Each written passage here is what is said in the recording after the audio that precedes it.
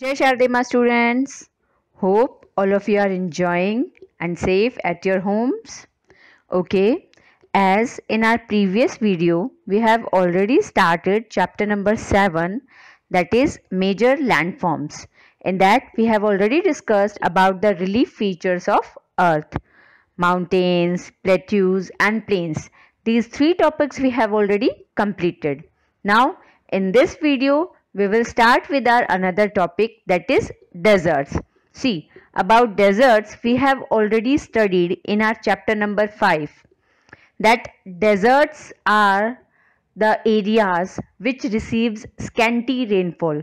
वो एरियाज जहाँ पर बारिश बहुत कम होती है, less than 25 centimetre per year, is called the desert.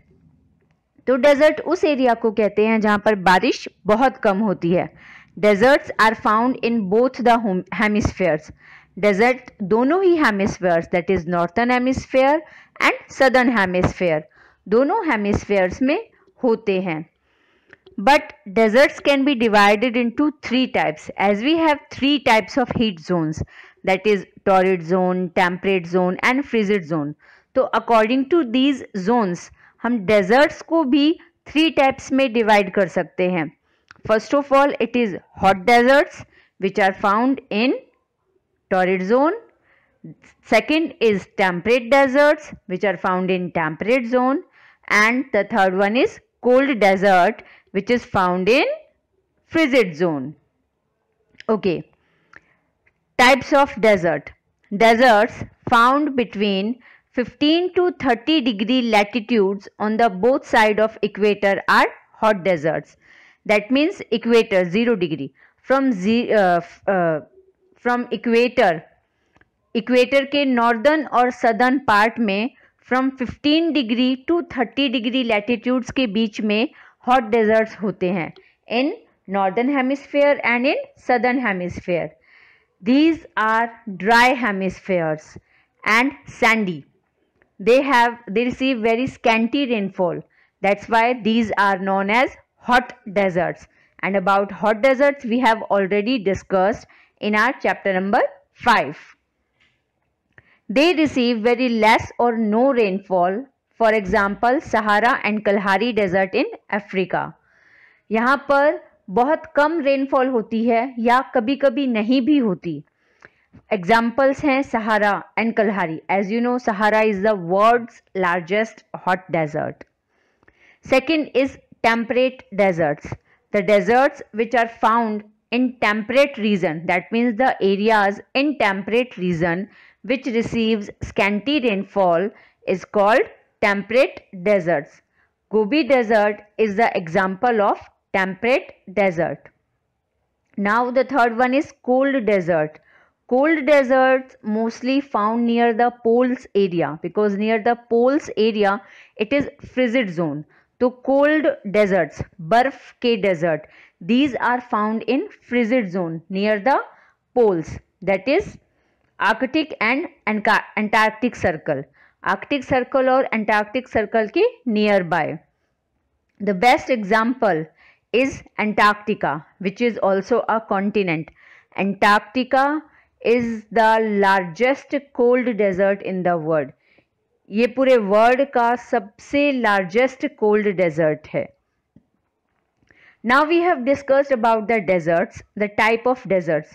Now we will discuss how these deserts are formed. कि ये deserts form कैसे होते हैं.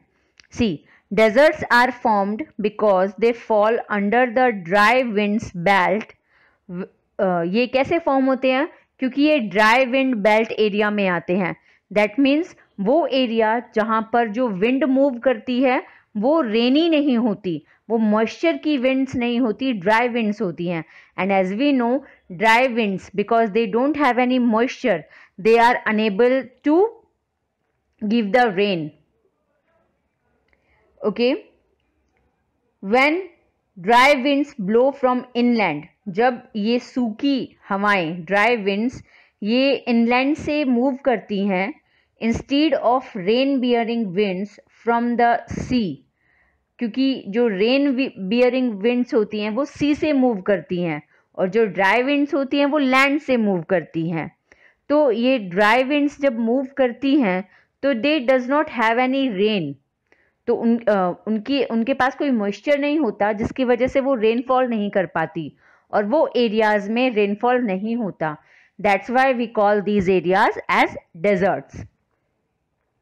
Apart from that they are also formed due to deforestation. कभी कभी डिफॉरेस्टेशन की वजह से भी डेजर्ट फॉर्म होते हैं। What is deforestation? Deforestation means careless cutting of trees, means cutting of trees in a very large amount, extra ordinary amount. बहुत सारे ट्रीज को कंटिन्यूसली कट करते हैं ना, दैट इज कॉल्ड डिफॉरेस्टेशन। और ये डिफॉरेस्टेशन की वजह से क्या होता है, जो अपर सॉइल होती है, जो फर्टाइल होती है, वो पूरी डिस्ट्रॉय हो जाती है और उसके नीचे की जो लेयर रह जाती है वो फर्टाइल नहीं होती, जिसकी वजह से वो एरिया इतना ज़्यादा ग्रीन नहीं होता और वो डेजर्ट बन जाता है। They are also formed due to deforestation, where only infertile soil is left behind and the topsoil has been blown away. Most of the hot deserts are located on the western side of the continents. ज़्यादातर hot deserts जो हैं वो continents के western side में हैं. Deserts are rich in mineral resources. That तो we have already studied कि ज़्यादातर ये जो डेजर्ट्स होते हैं वो मिनरल रिसोर्सेज में बहुत ज़्यादा रिच होते हैं। यहाँ पे माइनिंग का काम बहुत ज़्यादा होता है, ट्रेडिंग, फार्मिंग भी होती है, बट ट्रेडिंग और माइनिंग ये यहाँ के मेन ऑक्यूपेशंस होते हैं। Now I will show you the picture of Gobi desert. See, this is Gobi desert. Now let's come to our next topic, that is river valleys. Okay, river valleys, what are river valleys? As we know, the river flows from mountains. जब ये reverse mountain से flow करती हैं तो ये एक river की form में नहीं, छोटी छोटी स्ट्रीम्स की फॉर्म में मूव करती हैं between the mountains. And when they came down from the mountains, नीचे आकर वो आपस में मर्ज हो जाती है and then it form a river, तब ये एक रिवर बनाती हैं। तो जब जहाँ पर भी ये रिवर फ्लो करती है, ये रिवर नियर बाय के जो एरियाज होते हैं वहाँ पर सैंड और सिल्ट को ड्रॉप करती है, डिपॉजिट करती है, जिसकी वजह से वहाँ पे फर्टाइल एरिया इंक्रीज हो जाता है। दैट फर्टाइल एरिया जहाँ पर एग्रीकल्चर किया जाता है, that is called the valleys. River के नियर बाय का जो ग्रीनरी पार्ट होता है, these greenery part is known as the river valleys. Now let's read. Water flow from high areas to low areas in the form of stream. जो पानी होता है वो high, see in your picture you are able to see कि जो ये river है या पानी है वो हाई माउंटेन से नीचे लैंड की तरफ, प्लेन्स की तरफ मूव कर रहा है। तो वाटर क्या होता है, वो हाई एरियाज, ऊंचे एरियाज से लो एरियाज में मूव करता है in the form of streams. मतलब छोटी छोटी, आप नदियां तो नहीं कह सकते, बट छोटे छोटे channels, streams. Many streams join together to form a river. ये बहुत सारी छोटी छोटी स्ट्रीम्स आपस में मिलकर एक रिवर फॉर्म करती है। The river and streams carve out valleys and even deep George's और कैनियंस। जब ये ये रिवर मूव करती है तो इनकी जो वाटर की स्पीड होती है, फ्लो होता है, बहुत ज़्यादा होता है, जिसकी वजह से वो माउंटेन के बीच में एक वैली को कार्व करती है, या कैनियन यानी रास्ता। वैलीज के बीच में वी शेप का कुछ रास्ता बनाती है, विच इज कॉल्ड जॉर्ज और canyons. The Colorado river in USA forms the deepest canyon of the world, is called as the Grand Canyon. तो जो कोलोराडो रिवर है यूएसए में, ये पूरे वर्ल्ड का सबसे डीपेस्ट, सबसे गहरा कैनियन क्रिएट करती है and it's name is grand canyon. जब एक रिवर माउंटेन से फ्लो करना स्टार्ट करती है and at last when it merges with a sea or ocean, it passes from 3 stages. उसकी 3 स्टेजेस होती हैं, which are known as upper course, middle course and lower course. Now upper course. What is upper course? In this stage, the formation of a river valley begins with the carving out of a channel. इस stage पर क्या होता है, जो streams होती है या river होती है वो माउंटेन से फ्लो करना शुरू करती है और अपने फ्लो की वजह से वो एक रिवर वैली को क्रिएट करती है. Most reverse originate in the mountains. Here the flow of river is very swift and it cuts the deep valley. क्योंकि इनका फ्लो ये माउंटेन से फ्लो करती है तो इनकी जो स्पीड होती है वो बहुत ज़्यादा होती है. इनका जो फ्लो होता है वो बहुत ज़्यादा होते हैं, जिसकी वजह से वो माउंटेन की को कट करके वहाँ पर डीप वैलीज को क्रिएट करती हैं. Now next is the middle course. The second stage is the middle course that begins when the river leaves the mountain and enters the plain. जब river mountains को cover करके plain में enter करती है, then the middle stages start. Now it becomes deeper and wider and flows gently. जब वो mountain से flow करती है तो उसकी speed क्या होती है, बहुत high होती है.